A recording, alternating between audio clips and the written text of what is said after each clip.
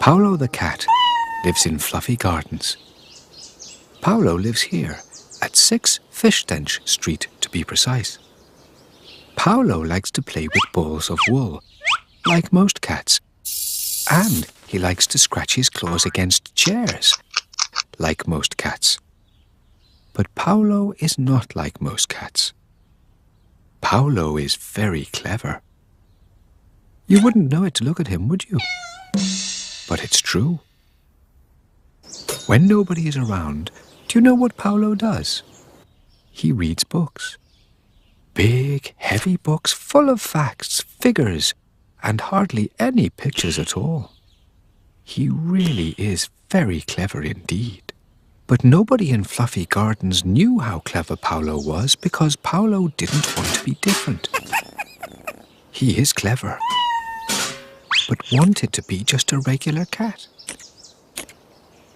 People in Fluffy Gardens might sometimes say to him, "You're very clever, aren't you, Paolo?" He would always answer, "No, I'm just a regular cat."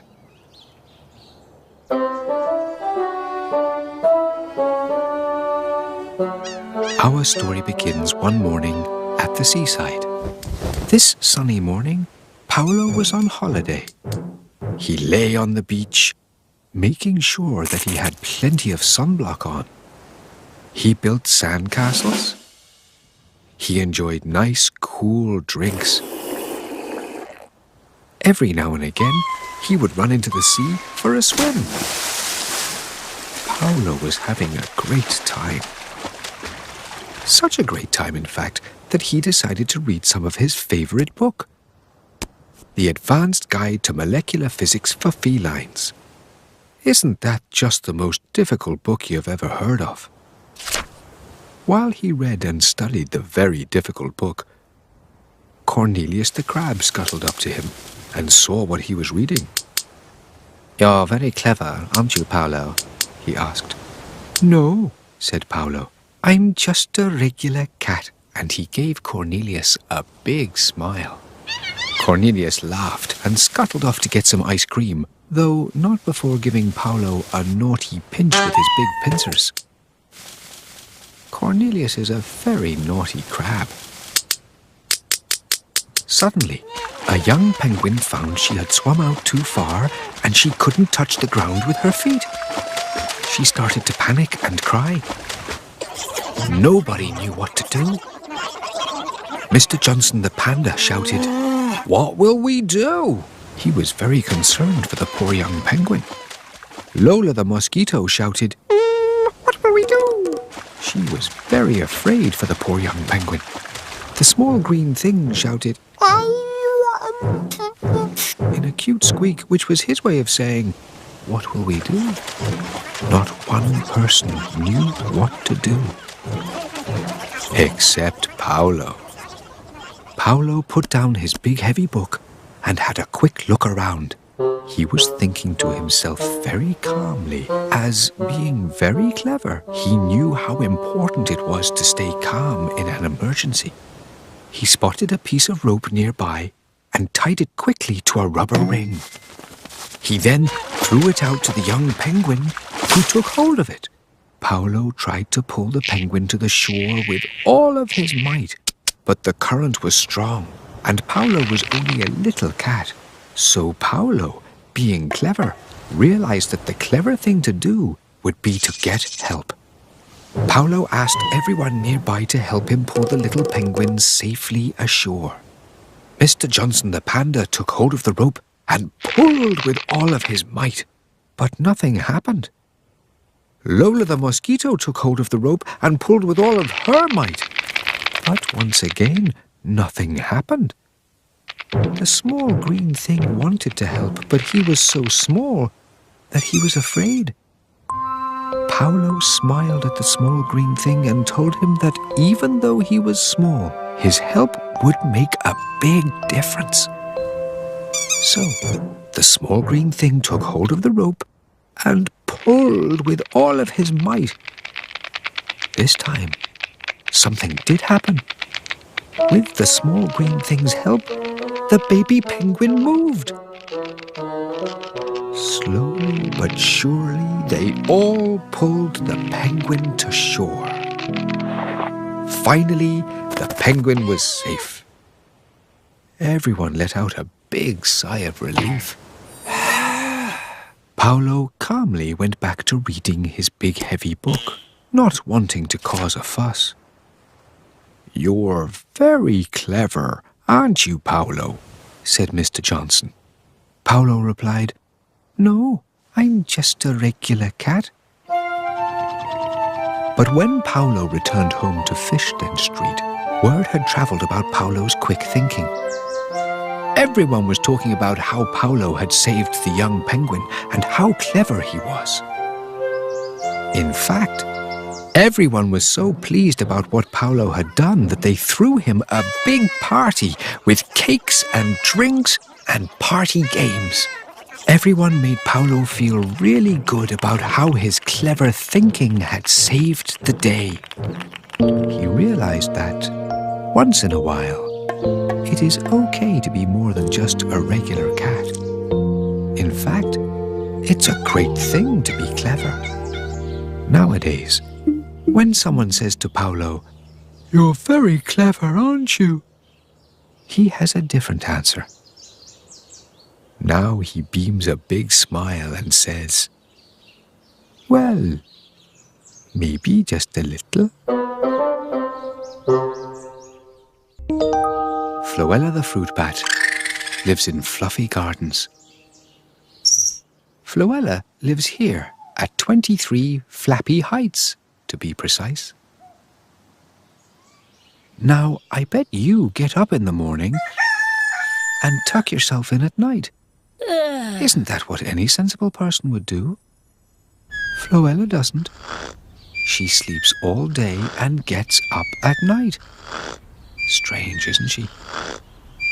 And I bet when you sleep, you lie down in your bed and get all comfy. Floella doesn't.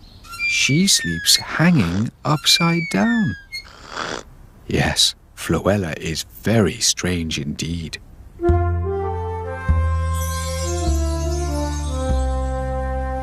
Our story begins with the ringing of Floella's alarm clock, early one night. Floella yawned a big yawn, jumped down from her perch, and toddled off to the bathroom to brush her teeth. Fruitbats have very clean teeth, you know. Floella reached for the toothpaste, but she grabbed the soap instead. Then she spread it all over her toothbrush. She scrubbed hard with the soap, leaving her covered in suds and with a ghastly taste in her mouth. Ew. You see, poor Floella has awfully bad eyesight. You can see the toothpaste, and I can see the toothpaste, but poor Floella can't see it very well at all.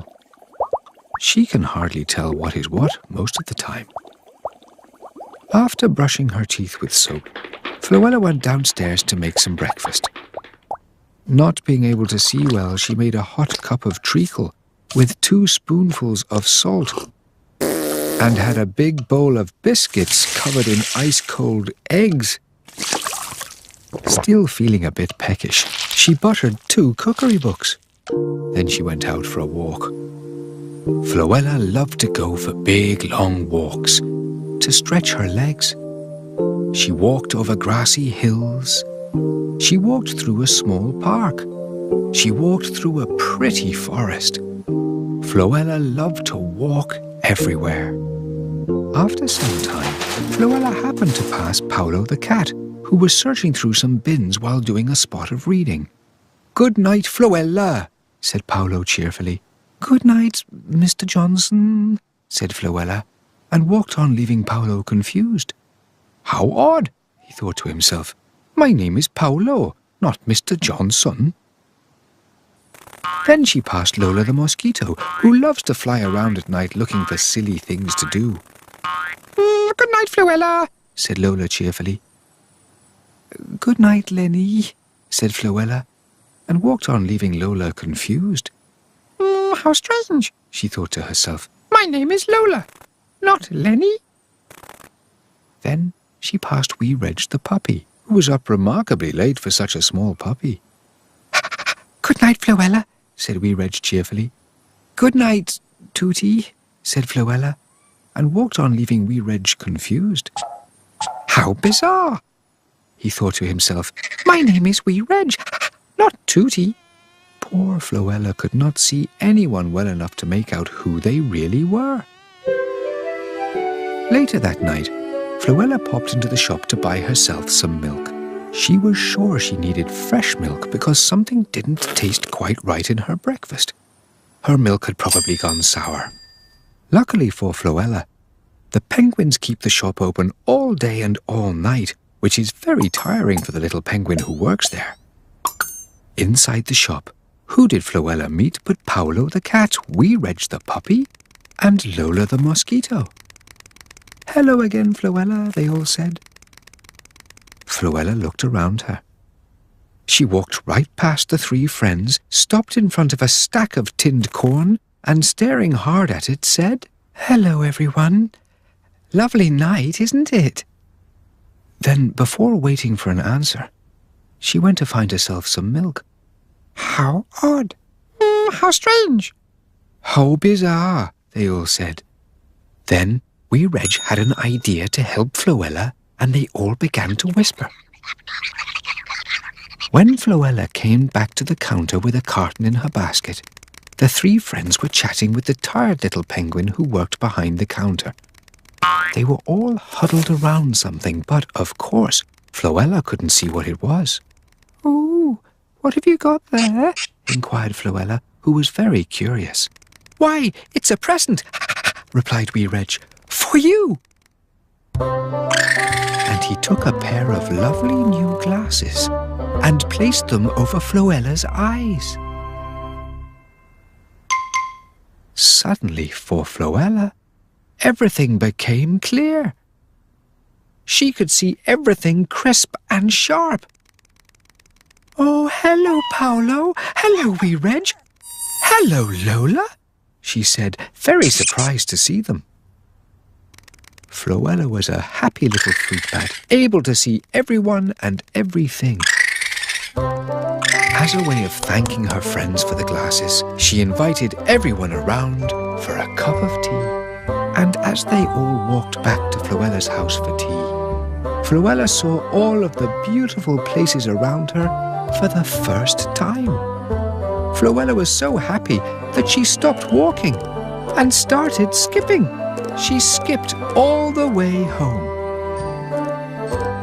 Eventually they arrived, and they all had a lovely evening together. "Tea, Reg?" offered Floella. "Yes, please," replied wee Reg. "Milk?" she asked, and held up a carton of custard. Mr. Johnson the Panda lives in fluffy gardens. Mr. Johnson lives here, at 4 Bamboo Grove, to be precise. Mr. Johnson, like many pandas, likes to lounge around and enjoy the calm of a sunny afternoon. And like many pandas, Mr. Johnson likes to eat bamboo shoots. Most of all, Mr. Johnson loves gardening.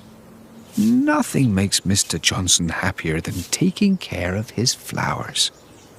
Mr. Johnson's garden is his favorite thing in the whole wide world. But Mr. Johnson loves his flowers so much that he will not let anybody near them. He is afraid that someone could ruin his beautiful garden. He thinks that someone might tread on his daisies, trample his dandelions, and even twist his buttercups. In fact, if he saw you looking at his garden now, he would scream in fright and shout, "Ah, please, get away from my flowers!"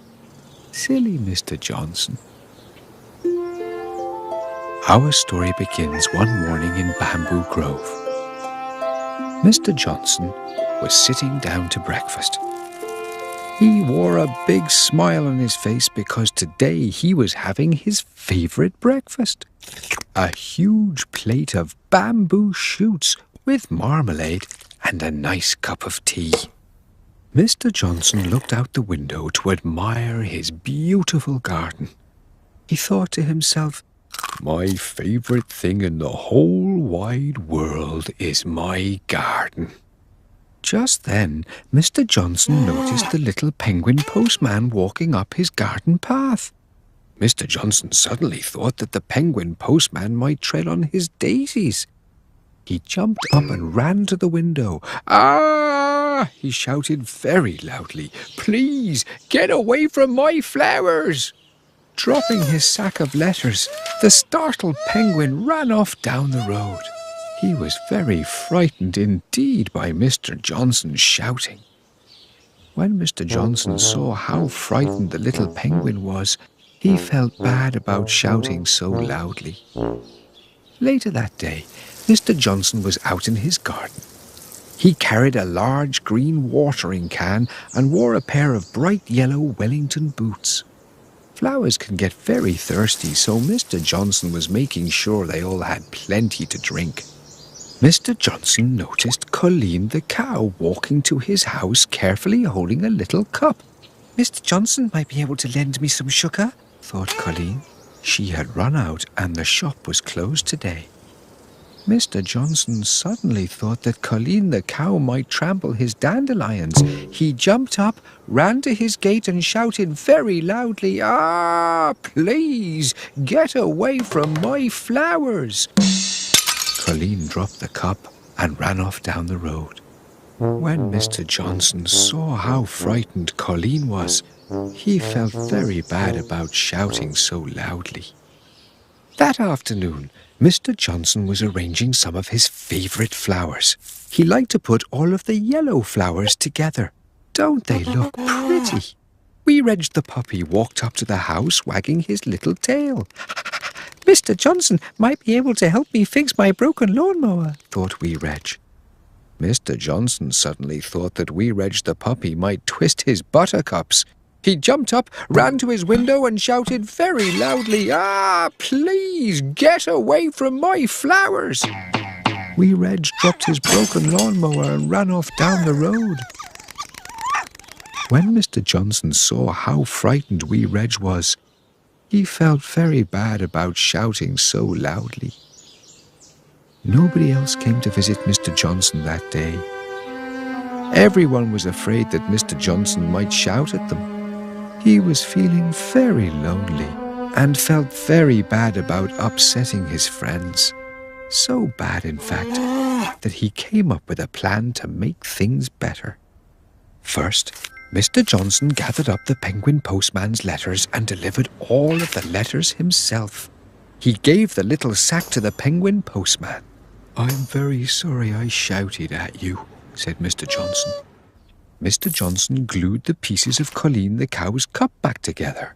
When the glue had dried, he filled the cup with sugar and toddled off to Colleen's house. "I'm very sorry I shouted at you," said Mr. Johnson. Then Mr. Johnson put together all of the pieces of Wee Reg's lawnmower. He fixed it up as good as new and even surprised Wee Reg by mowing his lawn. "I'm very sorry I shouted at you," said Mr. Johnson. Mr. Johnson did one more thing that evening, something that you would never expect Mr. Johnson to do. He invited everyone around for a garden party, so that everyone could enjoy his daisies, dandelions, and even his buttercups. Everyone came to the party and had a great time. Of course, they all forgave him for shouting, and they each brought a new flower from Mr. Johnson's garden. So now, as well as daisies, dandelions, and buttercups, Mr. Johnson's garden is filled with roses, tulips, lilies, and many other colourful flowers. But even with this beautiful garden, Mr. Johnson has a new favourite thing in all the world. These days, Mr. Johnson looks out into his garden and thinks to himself, "My favourite thing in the whole wide world is sharing my garden with all my friends." Wee Reg the puppy lives in fluffy gardens.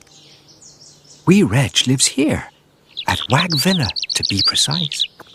Wee Reg is a very happy little puppy, and, like most happy puppies, he loves to wag his tail. Have you ever seen a puppy wag his tail? If you have, it must have been a very happy puppy indeed. Nothing makes Wee Reg happier than helping his friends. If ever somebody needs help in fluffy gardens, Wee Reg will be there. For example, if Paolo the Cat lost one of his books, Wee Reg would help him look for it. If Mavis the Pony scraped her knees, Wee Reg would put little plasters on her knees. Or if Lenny the Octopus needed help getting up in the morning, Wee Reg would lend him an alarm clock. And each time Wee Reg helps one of his friends, he wags his tail with happiness. Wee Reg really is a great friend to have.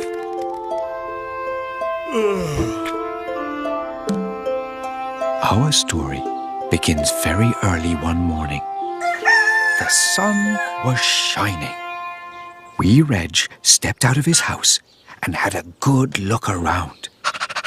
"It is such a nice day," he said to himself, and went to knock on his neighbour's door. Do you know who lives right beside Wee Reg the puppy? He's small, and he's green. He's the small green thing. "Would you like to come out to play?" asked Wee Reg with a smile. "It is such a nice day," he added. The small green thing squeaked a cute squeak. He was always happy to see Wee Reg. They are the best of friends. So Wee Reg and the small green thing went out to play. They took turns on the swing. They jumped down the curly slide. They even played a little hide-and-seek with Polly the pelican. They were having so much fun. After some time, Wee Reg's tummy began to grumble. It was dinner time. Wee Reg loved dinner time. He was about to say goodbye to the small green thing when he had an idea. Wouldn't it be nice if he invited the small green thing for dinner? "Would you like to come back to Wag Villa for dinner?" asked Wee Reg.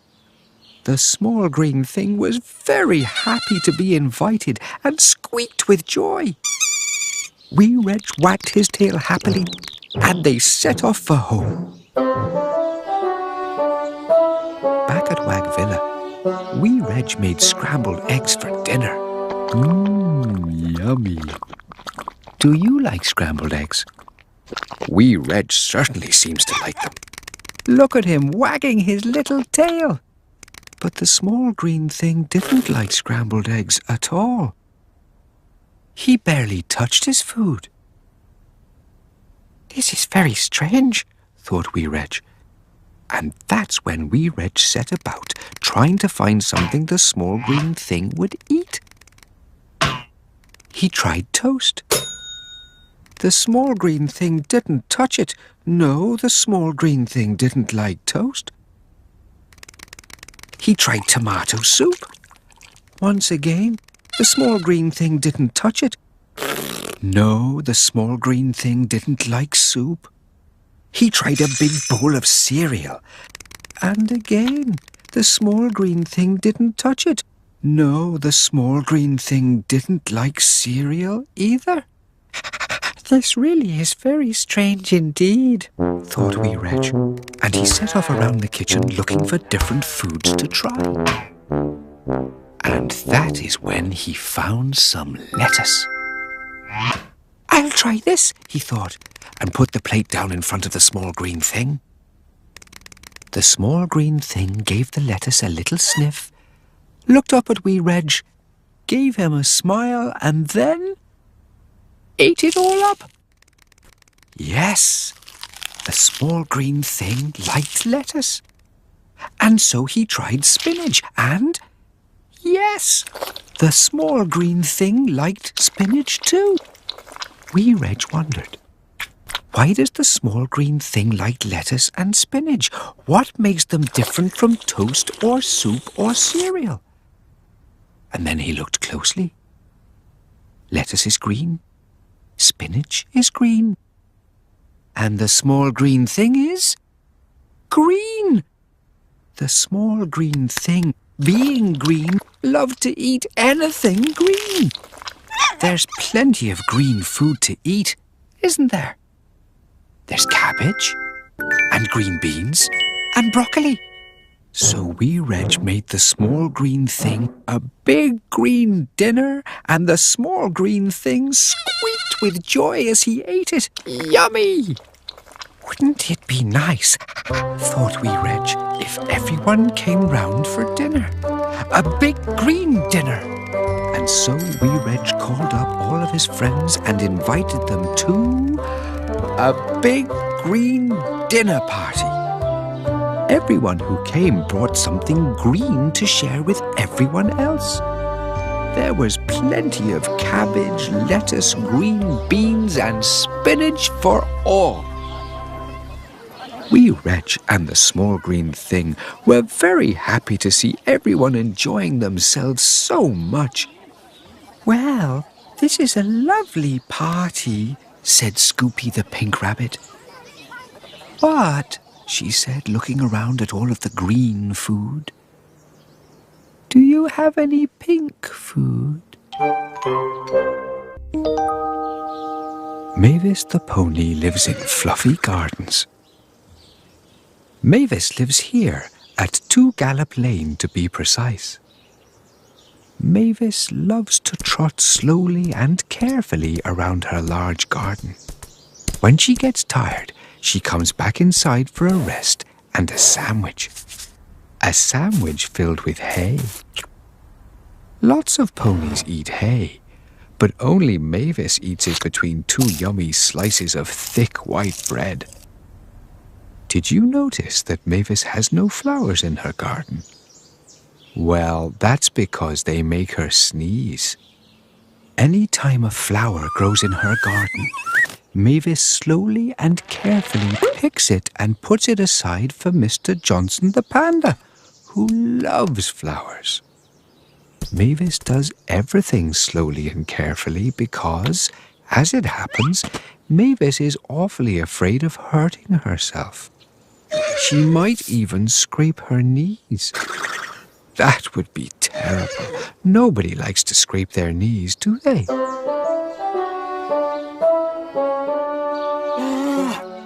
Our story begins with a sneeze.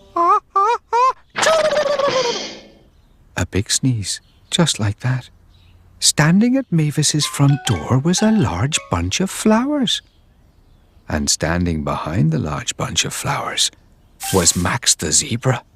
These are for you, shouted Max. Max loved to shout. Oh no, protested Mavis. Flowers make me sneeze. But Max barged right inside and put down his suitcase. I'm your long-lost cousin Max, he bellowed. I've come to stay for a while, so you and I can have some adventures. Now, Mavis didn't really like adventures. There's nothing like an adventure to lead to a terrible knee scraping. But as Mavis stood worrying about her knees, Max was already out in the garden planning one. What are you doing? Asked Mavis. I'm setting up hurdles, Max answered. What are hurdles? Asked Mavis, which may have been just what you were thinking. Hurdles, Max explained at the top of his voice, are for jumping over. I'm not sure I like that at all, said Mavis, who was wondering how she could jump over the hurdles without tripping up. I'll show you, shouted Max, and he set off at a steady jog. He ran up to the first hurdle and jumped. Whee! He jumped over with a big beamy smile on his face.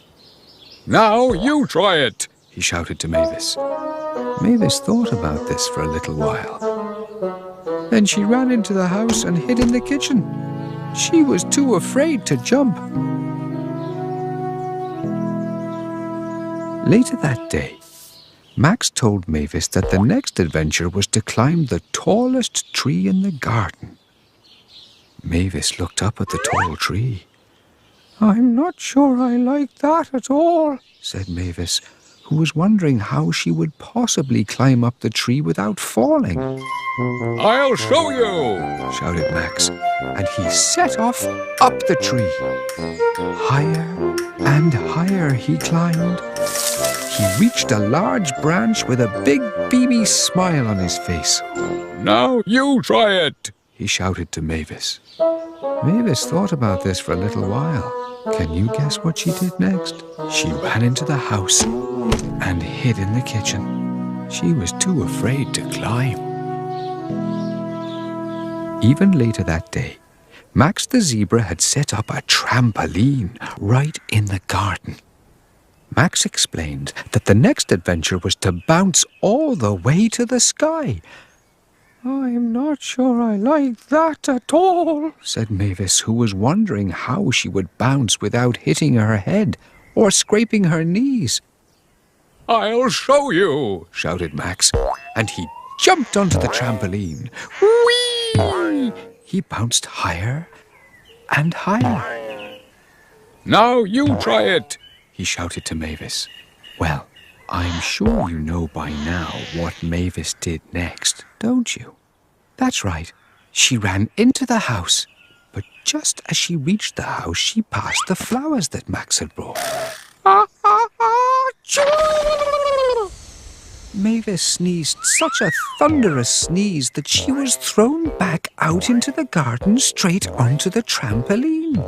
Up and down she bounced. Whee! Mavis couldn't believe it. She was having the time of her life.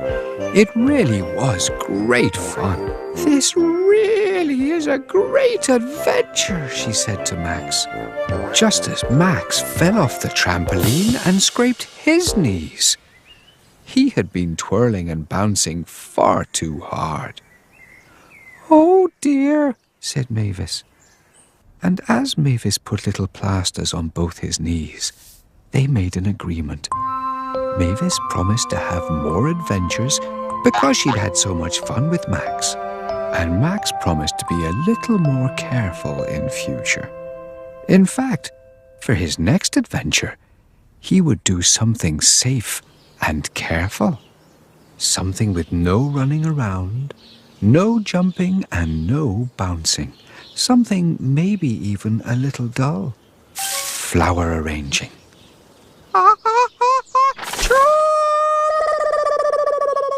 Mavis shot up into the air with a humongous sneeze and landed on her roof.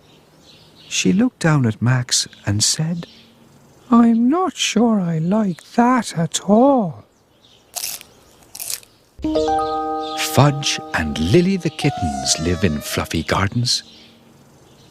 Fudge and Lily live here at 2 Duet Avenue, to be precise. Fudge and Lily are twin sisters. They do everything together. They brush their teeth together. They drink milk together. They like to catnap together. But there is one thing they love doing together more than anything else. Being naughty. Fudge and Lily are naughty little kittens. They just love to play tricks on people. It makes them laugh and laugh. For example, if Tooty the Elephant happened to be jogging nearby, he would need to watch out. Fudge and Lily might trip him up and he would land face first into a muddy puddle. Poor Tooty. They really are very naughty kittens.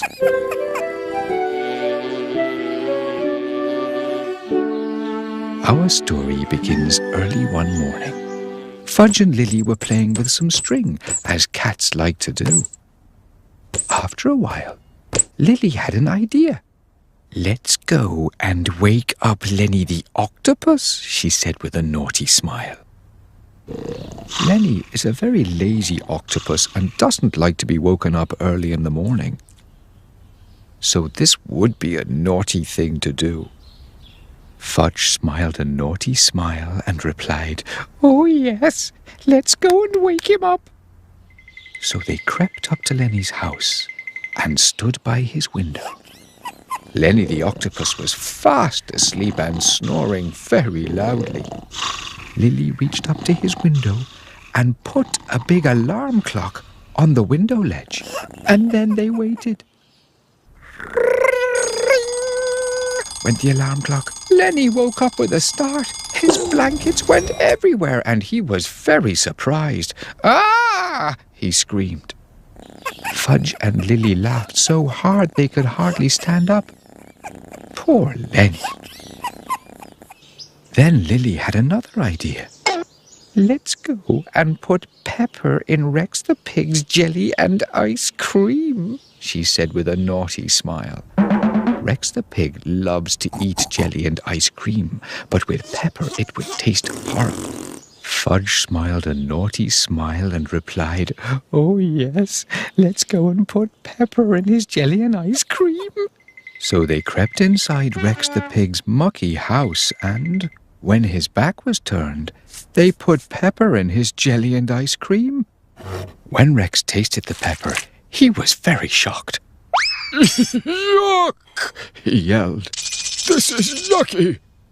He had pepper all over his tongue. Fudge and Lily laughed so hard that they could hardly stand up. Poor Rex. And that's how it was all that day. Fudge and Lily put a piece of bread and jam in George the mean yellow dog's car, with the jam side up. They put honey in Lola the Mosquito's hat. They even painted Mrs. Toasty the Sheep yellow. They were very, very naughty little kittens. And everyone was very cross with Fudge and Lily. That evening, Fudge and Lily went home. They were still laughing when they arrived back at their house in Duet Avenue. Or rather, where they thought their house was. You see, Fudge and Lily were completely lost. They had spent so much time laughing and being naughty that they had strayed too far away from home and didn't know where they were. They began to get very frightened. "How will we get home?" asked Fudge with a tremble in her voice. "I don't know," squealed Lily. Suddenly, they saw Lenny the octopus, who was out for a lazy stroll. "Oh, Lenny, please help us find our way home," they both cried. "We're lost." Lenny thought that Fudge and Lily were playing a trick on him, like they had done early that day. "Oh, no," said Lenny. "If I bring you home, you'll play a naughty trick on me. You are very naughty kittens," he said, and went on his way. "Oh, dear," said Lily. "What will we do now?" asked Fudge. Suddenly they saw Rex the pig, who was coming home after buying groceries. "Oh, Rex, please help us find our way home," they both cried. "We're lost." "Oh, no," said Rex. "If I bring you home, you'll play a naughty trick on me. You are very naughty kittens," he said, and went on his way. Nobody would help Fudge and Lily find their way home. "Oh, Fudge," said Lily to Fudge. "Oh, Lily," said Fudge to Lily. "I'll never play a naughty trick again," they said together. And then they decided to do something together. It wasn't to play a naughty trick, because Fudge and Lily had learned their lesson. They decided to go back to everyone they had played a trick on that day and say they were sorry. They said sorry to Mrs. Toasty the Sheep. They said sorry to Lola the Mosquito. They said sorry to George the mean yellow dog, Rex the pig, and Lenny the octopus. And by going back the way they came, they found themselves right where they had started, in Duet Avenue.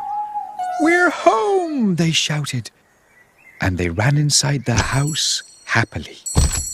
This was the happiest they had ever been without being naughty. In fact, they were so happy that they laughed so hard They could hardly stand up. Tooty the Elephant lives in fluffy gardens. Tooty lives here, a tea-trunk house to be precise. Tooty has a big long trunk, like most elephants. And Tooty has big ears, like most elephants. In many ways, Tooty is just like every other elephant. Every way, in fact, except one. Tooty loves to exercise. Tooty loves to jog. He loves to play tennis. He loves to ski. Tooty even loves to go cycling. Here's Tooty doing his aerobics. Have you ever seen an elephant doing aerobics before? Sometimes other elephants might laugh at Tooty when he does aerobics, but Tooty just likes to exercise.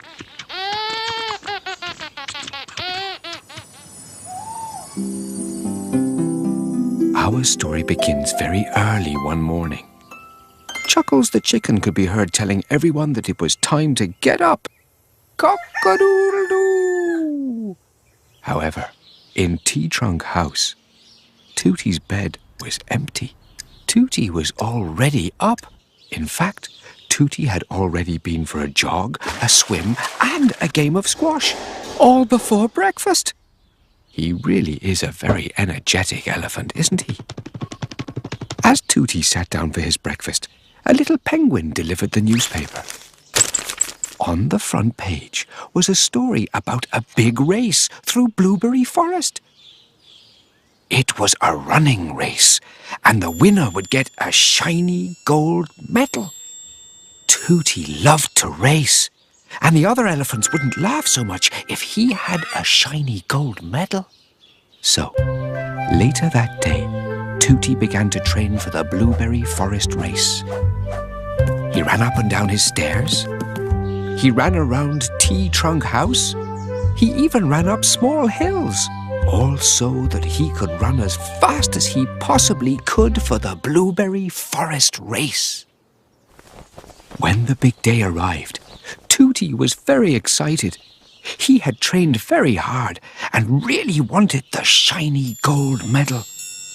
He lined up with the other runners, who all looked very serious, and the race began with a bang. Tooty ran as fast as he could through Blueberry Forest. Some of the runners were getting tired, but not Tooty. He beamed a big smile and passed them all.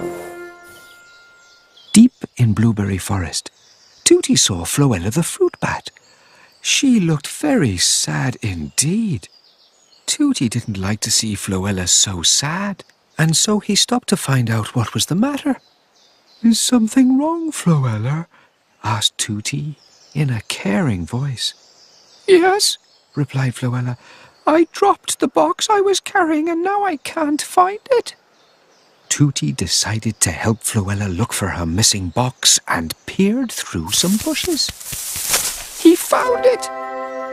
Floella was overjoyed. It was a beautifully wrapped box with a big red ribbon on top. "It's a present for wee Reg," she explained happily. "Oh, thank you, Tooty," she said, and gave him a big hug before continuing on her way. Tooty got back to his race. He had spent so much time with Floella that one or two of the other runners had passed him by, so he ran especially fast to catch up. A little further down the path, Tooty met Babs the baby bird, who was not her usual bouncy self. In fact, she was crying. "Is something wrong, Babs?" asked Tooty, who stopped to help. "Yes," chirped Babs tearfully. "I lost my balloon." Tooty looked up and saw the bright blue balloon stuck in the tree, and he decided to help. He found a small ladder, put it carefully against the tree, and rescued the bright blue balloon very slowly so as not to burst it. Babs was overjoyed. "Oh, thank Tooty, she said as she bounced around happily, chirping and cheeping. She gave him a big hug before continuing on her way. Tooty had spent so much time helping Babs that he was now far behind the other runners. He ran and ran as fast as his legs would carry him. But poor Tooty didn't win the gold medal. He had spent so much time helping Floella and so much time helping Babs that he came third and only got a small bronze medal. Tooty thought that the other elephants would laugh at him because he didn't come first. But they didn't. They all beamed huge grins and said, "Well done, Tooty!" Then they all cheered. Tooty had done very well to come third. More importantly, he had helped his friends when they were in trouble, and everyone was very proud of him. In fact, Floella and Babs the baby bird got together and baked Tooty a big cake to say thank you. Floella made sure it had plenty of fruit, and Babs made sure that it had icing all the way to the top. It was the biggest cake Tooty had ever seen. Of course, Tooty shared the big cake with everyone. If there was a medal for being the happiest elephant in Fluffy Gardens, Tooty would win gold. Lola the Mosquito lives in Fluffy Gardens. Lola lives here, at Pot Pie House to be precise. Now, you might already be thinking that Lola's house looks a little strange. You would be right. Lola's house is very silly indeed. And inside this very silly house lives a very silly mosquito. Lola is just about the silliest person you could ever meet. If you had a new pair of lovely shoes, you would wear them on your feet, wouldn't you? Of course you would. But Lola, being very silly, would wear them on her head. Silly Lola. Just look at how Lola sleeps when she tucks herself up at night. Her legs are all up in the air and she's all the wrong way round. Isn't she very silly? Yes, silly Lola. Lola just loves being silly. Our story begins one silly day. Lola was walking backwards through town when she spotted a sign. It read, "Lovely Hat Contest." Oh, how delightfully silly, said Lola to herself. The winner would get a prize for having the loveliest hat.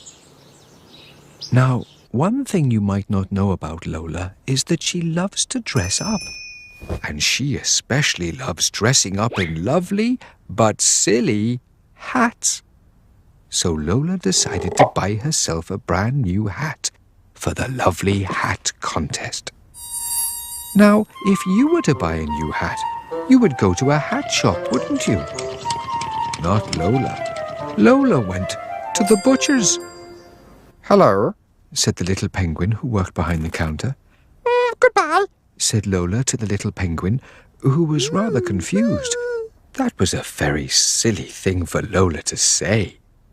"I'd like a new hat," said Lola. The little penguin looked around his shop. He didn't seem to have any hats for sale. In fact, if he did, that would be very silly indeed.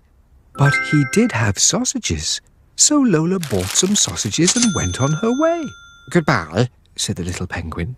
"Hello," said Lola as she walked out, backwards. Then Lola decided to try the bakery for a new hat. The little penguin looked around his shop. He didn't seem to have any hats for sale. In fact, if he did, that would be very silly indeed. But he did have a loaf of bread, so Lola bought that instead. "Goodbye," said the little penguin.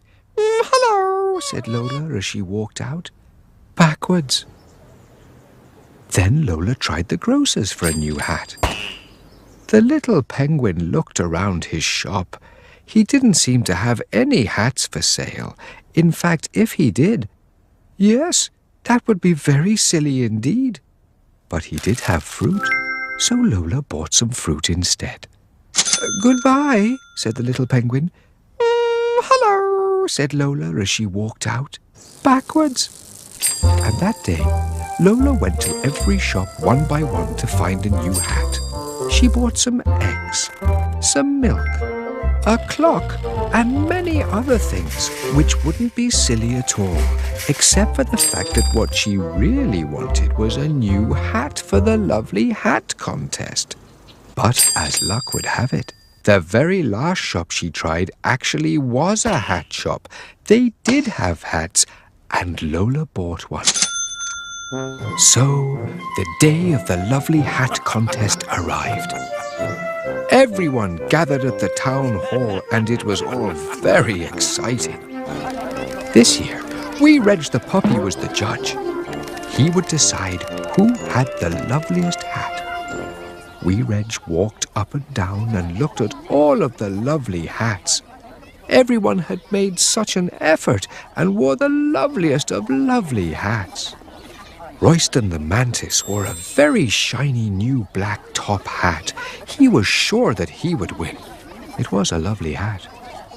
Mavis the pony wore a lovely yellow straw hat. She was sure that she would win.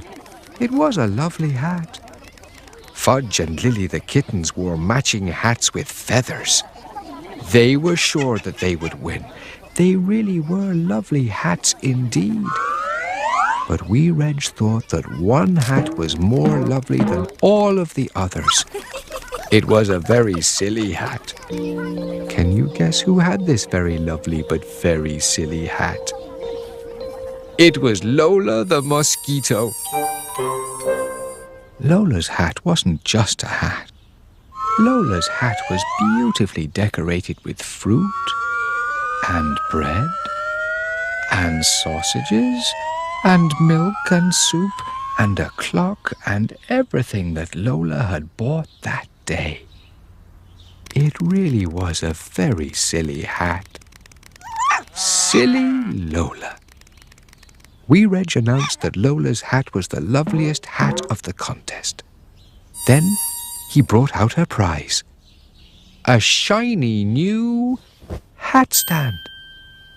That could hold a lot of silly hats. Everyone cheered and clapped for Lola. They were all very happy for her.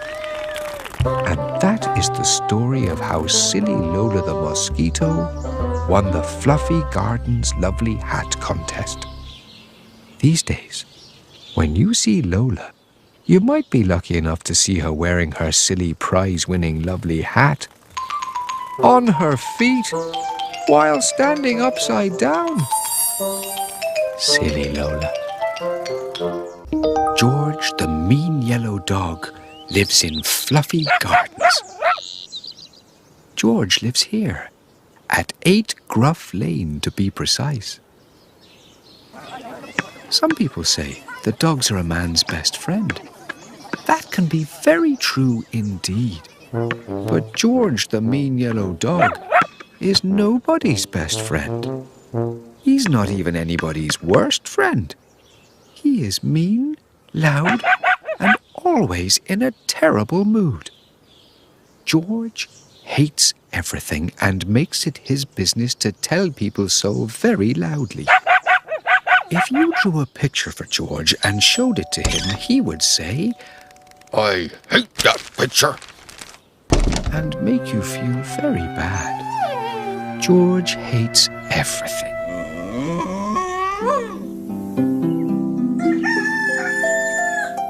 Our story begins one bright morning in Gruff Lane.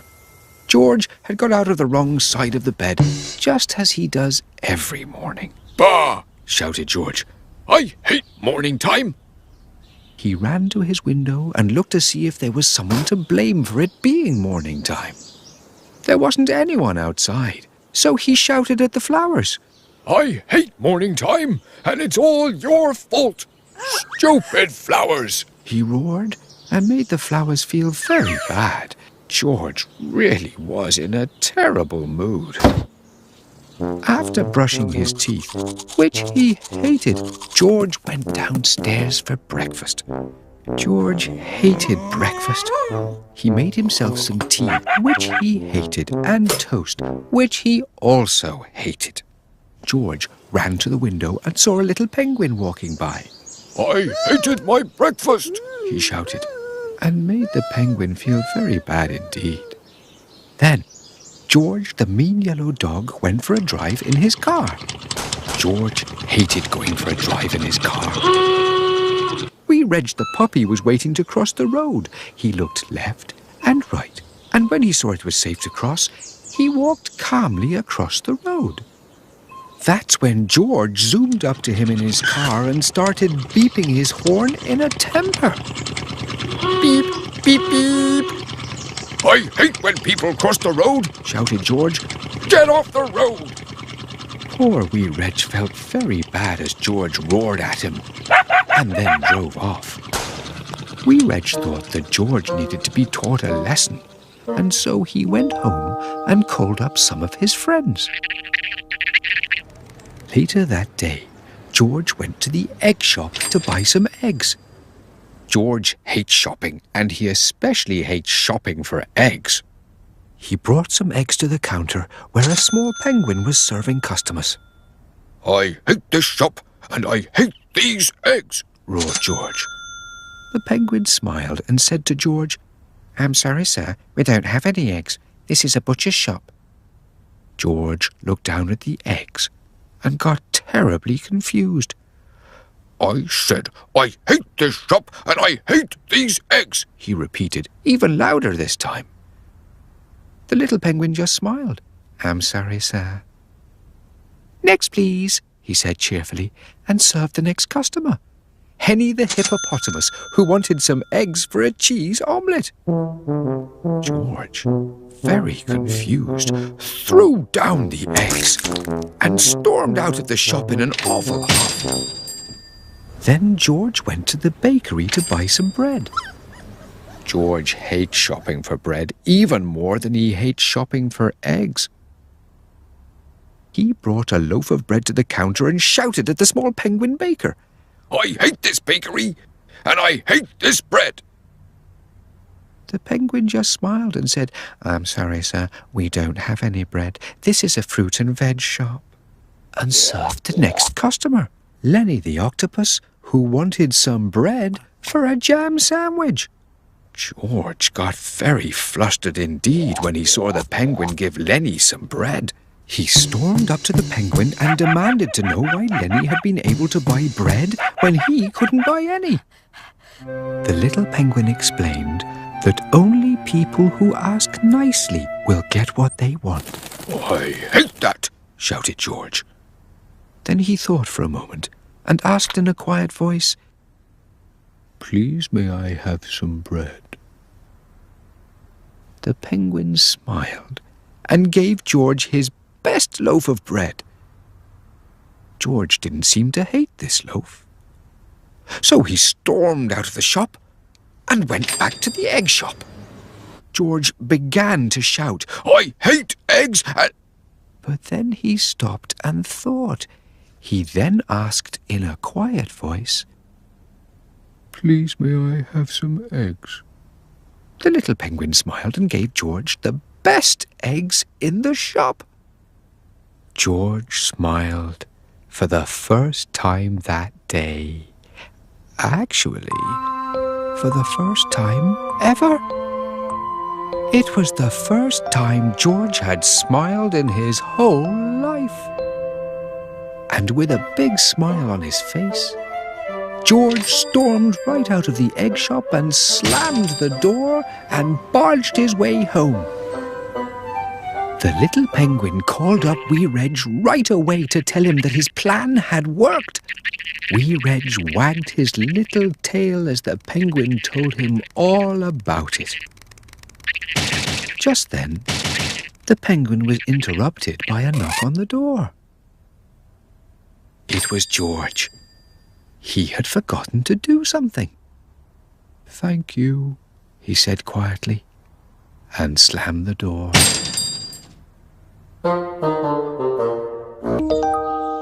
Mrs. Toasty the Sheep lives in fluffy gardens. Mrs. Toasty lives here, at 2 Swelterville Bay, to be precise. Sheep have lovely coats of wool to keep them warm in the cold weather. Mrs. Toasty's wool coat is even thicker than most, so she's always toasty warm. That would be nice, wouldn't it? To have a coat that kept you toasty warm? Not for poor Mrs. Toasty. You see, Swelterville Bay, where Mrs. Toasty lives, is the hottest place in fluffy gardens, especially in summer. So hot that if you went to visit, you would have to eat your ice cream really fast, or it would melt and drip all over your fingers, making them taste delicious but feel terribly sticky. Nobody likes sticky fingers. So poor Mrs. Toasty, with her thick wool coat, is always too hot.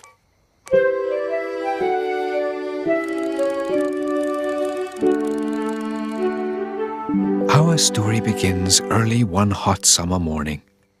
Mrs. Toasty was feeling very sorry for herself and was trying to cool down. She sat in front of a big fan which blew cold air into her face, and she had a big drink of orange with lots and lots of ice. So much ice that there was barely any room for orange. "I'm still far too hot," she said to herself. "I wish I didn't have such a thick wool coat."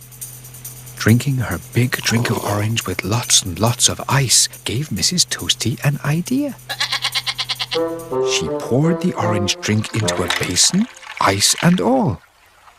Then Mrs. Toasty climbed into the basin and sat right inside. Sitting in the basin of ice kept Mrs. Toasty cool for a few minutes. But then the ice melted and the drink went warm. "Oh, I'm still far too hot," she said to herself. "I do wish I didn't have such a thick wool coat." Mrs. Toasty tried many ways to keep cool that day. Opening windows, eating ice, running the cold tap. She even sat in a bowl of cold jelly. No matter what Mrs. Toasty did, she was still too hot. Just then, the doorbell rang. It was a little penguin with a big parcel. "Delivery for Mrs. Toasty the Sheep," announced the penguin, and gave Mrs. Toasty the parcel. "I wonder what this could be," thought Mrs. Toasty as she prodded the parcel. It was very squishy. Inside, Mrs. Toasty pulled on the string. The squishy parcel opened, and the first thing she saw was a card with a message on it. It read, "Please come and visit me." It was signed, "With love, Aunt Snug." "P.S.," it went on, "You'll need this."